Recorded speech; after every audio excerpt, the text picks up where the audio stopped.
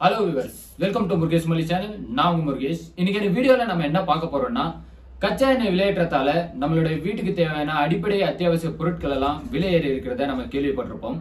அப்படிப்பட்ட கச்சா எண்ணெயில இருந்து என்னென்ன பொருள் தயாரிக்கிறாங்க, அதை எப்படி பிரிச்சு எடுக்கிறாங்கன்றத தான் நம்ம இன்னைக்கு இந்த வீடியோல பார்க்க போறோம். வீடியோவோட எண்ட்ல இந்த வீடியோ உங்களுக்கு பிடிச்சதா மறக்காம லைக் பண்ணிடுங்க. கீழே ரெட் கலர் சப்ஸ்கிரைப் பட்டனை கிளிக் பண்ணி சப்ஸ்கிரைப் பண்ணிடுங்க. வாங்க வீடியோ கூட போலாம். கச்சா எண்ணெய் நேச்சரா கருப்பு கலர்ல தான் இருக்கும். அப்படிப்பட்ட கச்சா எண்ணெய் எங்கிருந்து எடுக்கிறாங்கன்னு பாத்தீங்கன்னா ரெண்டு விதமா எடுப்பாங்க. ஒன்னு ஆன்ஷோர், ஒன்னு ஆஃப் ஷோர். ஆன்ஷோர்ன்றது பாத்தீங்கன்னா கடற்கரைக்கு உள்ள கடற்கரையில எடுக்கக்கூடிய ஒரு பொருள். ஆஃப் ஷோர்ன்றது கடற்கரைக்கு வெளியில பூமியில எடுக்கிற கச்சா எண்ணெய். இப்போ கடல் கடியில உருவாகிற கச்சா எண்ணெய் எப்படி உருவாகுதுன்னு பாத்தீங்கன்னா பல லட்சம் வருஷத்துக்கு முன்னாடி கடல்ல இறந்து அழிந்து போன உயிரினங்கள் எல்லாம் கடலுக்கு அடியில போயிட்டு மணலுக்கு அடியில புதையும். அப்படி புதைஞ்ச அந்த மீன்கள் மேல மணல், கல்லு இதெல்லாம் பாத்தீங்கன்னா மூடிடும். அப்படி மூடப்பட்டதுனால பாத்தீங்கன்னா ஒரு பிரஷர் கிரியேட் ஆகும். கடலுக்கு அடியில பல ஆயிரம் கிலோமீட்டர்ல பிரஷர் அதிகமா இருக்கும். அப்படி கிரியேட் ஆகிற அந்த பிரஷர்னால அந்த உயிரினங்கள் எல்லாம் மெல்ட் ஆகி பல லட்சம் வருஷங்கள்லாம் அது உள்ளவே உருகி அது ஒரு கச்சா எண்ணெயா ஃபார்ம் ஆகும். கடலுக்கு அடியில 260 டிகிரி செல்சியஸ் ஹீட் ஃபார்ம் ஆகும்போது பாத்தீங்கன்னா அது ஒரு நேச்சர் கேஸா வெளியே போயிடும். அதாவது கடல்ல பாத்தீங்கன்னா கடல் கொந்தளிப்பு இதெல்லாம் பார்த்திருப்பீங்க. அந்த மாதிரி ஏற்படுறது நேச்சர் கேஸா வெளியே போயிடும். அப்படி புதைஞ்ச உயிரினங்கள் பாத்தீங்கன்னா பூமிக்கு அடியில கடலுக்கு அடியில 260 டிகிரி செல்சியஸ்ல ஹீட் ஆகும்போது அது ஒரு நேச்சர் கேஸா வெளியே போயிடும். எப்படின்னு பாத்தீங்கன்னா இப்போ ஒரு மனிதனை 1200 டிகிரில எரிக்கிறாங்கன்னா அவர் அது உடனே சாம்பலா மாறிடும். அதுவே ஒரு 500 டிகிரி செல்சியஸ்ல ஹீட் பண்ணும்போது அந்த பாடி மெல்ட் ஆகி உருகி அதுல பாத்தீங்கன்னா எண்ணெய் படிவங்கள் உருக ஆரம்பிக்கும். நமக்குள்ள இருக்கிற கொழுப்பெல்லாம் உருகி ஒரு எண்ணெயா ஃபார்ம் ஆகி அதுக்கப்புறம் தான் ஃபுல்லா எரிஞ்சு முடிக்கும். பட் இது ஃபயர்ல உருவாகக்கூடியது. அதுவே கீழே ஹீட் ஜென்ரேட் ஆகி பிரஷர்னால ஒரு 260 டிகிரி செல்சியஸ்ல அது ஹீட் ஆகும்போது அது வேப்பரா போயிடும். அதுவே ஒரு 170 டிகிரில அது ஹீட் ப்ரொடியூஸ் ஆகும்போது அது அப்படியே உருகி ஒரு கச்சா எண்ணெயா ஃபார்ம் ஆகும்.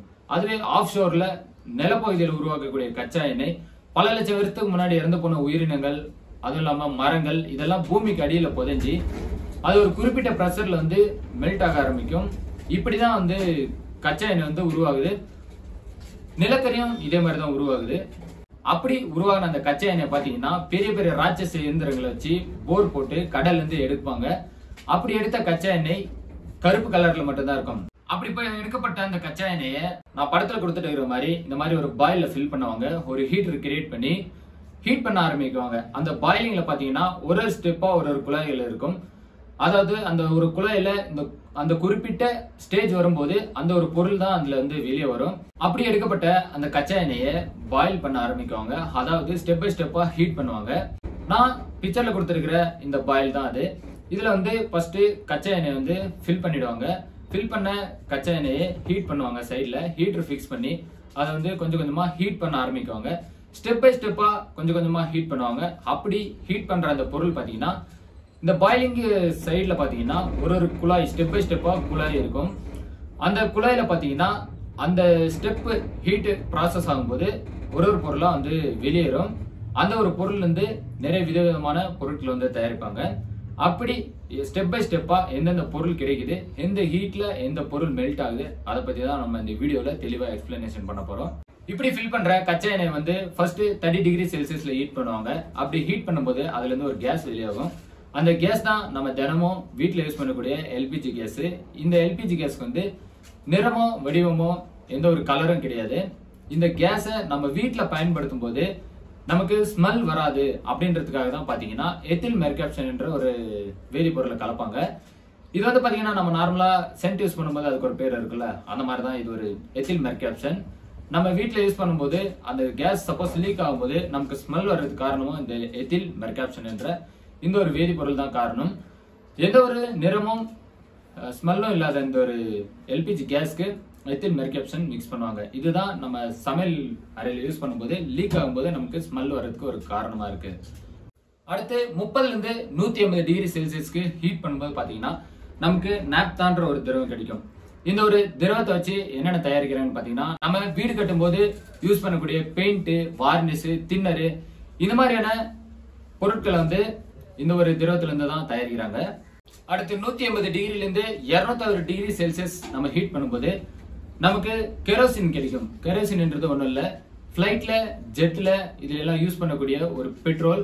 இது வந்து ஒயிட் பெட்ரோல்னு சொல்லுவாங்க. 180 டிகிரில இருந்து 260 டிகிரி செல்சியஸ் ஹீட் பண்ணும்போது நமக்கு ஒயிட் பெட்ரோல் கிடைக்குது. நெக்ஸ்ட் 260ல இருந்து 360 டிகிரி செல்சியஸ் ஹீட் பண்ணும்போது நமக்கு மண்ணெண்ணெய் கிடைக்குது. நம்ம நார்மலா வீட்ல வந்து அடுப்பெரிக்கிறதுக்கு எல்லாம் பயன்படுத்தக்கூடிய மண்ணெண்ணெய் கிடைக்குது.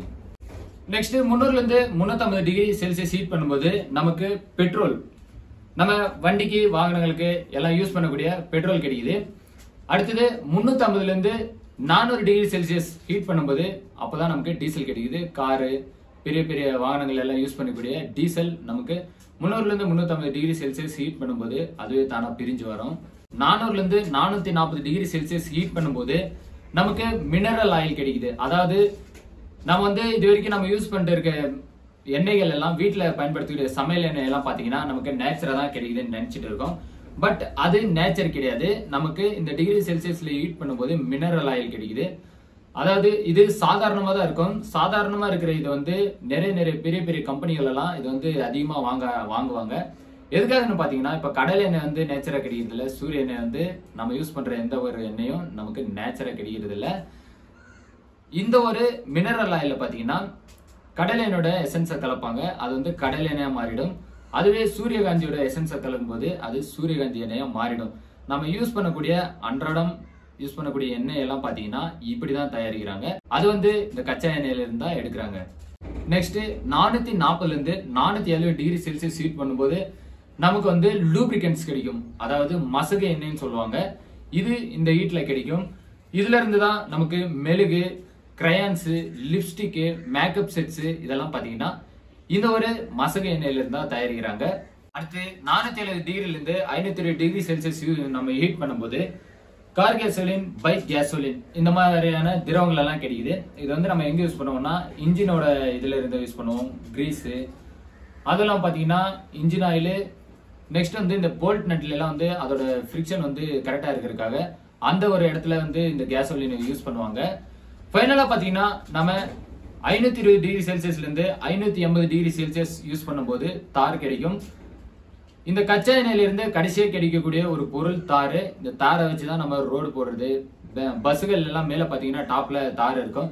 அது எதுக்காகன்னு பாத்தீங்கன்னா நம்ம பஸ்ல உட்காந்துட்டு இருக்கும்போது ஹீட் இருக்கக்கூடாதுன்றதுக்காக, இந்த ஹீட் ப்ரொடெக்ட் பண்றதுக்காக தார் யூஸ் பண்ணுவாங்க. கடைசியா கிடைக்கக்கூடியது நமக்கு தாரு. இந்த ஒரு ப்ராசஸ்னால தான் பாத்தீங்கன்னா கச்சா எண்ணெயோட விளையாடுறதுனால நம்மளோட அத்தியாவசிய பொருள் எல்லாம் விளையாடுறதுக்கான ஒரு காரணம். இந்த ஒரு ப்ராசஸ்ல தான் நமக்கு அத்தியாவசியமான பொருட்கள் எல்லாம் வந்து தயாரிக்கிறாங்க. வீடியோ பிடிச்சிருந்தா வீடியோக்கு லைக் பண்ணுங்க. மறக்காம கீழே ரெட் கலர் சப்ஸ்கிரைப் பட்டனை கிளிக் பண்ணி முருகேஷ் மொழி சேனலை சப்ஸ்கிரைப் பண்ணிடுங்க. இதே மாதிரி உங்களுக்கு எந்த ஒரு டாபிக்ல டவுட் இருந்தா மறக்காம கமெண்ட்ல கமெண்ட் பண்ணுங்க. நெக்ஸ்ட் வீடியோல உங்க கமெண்ட்டை நாங்க வந்து வீடியோவா போஸ்ட் பண்றோம்.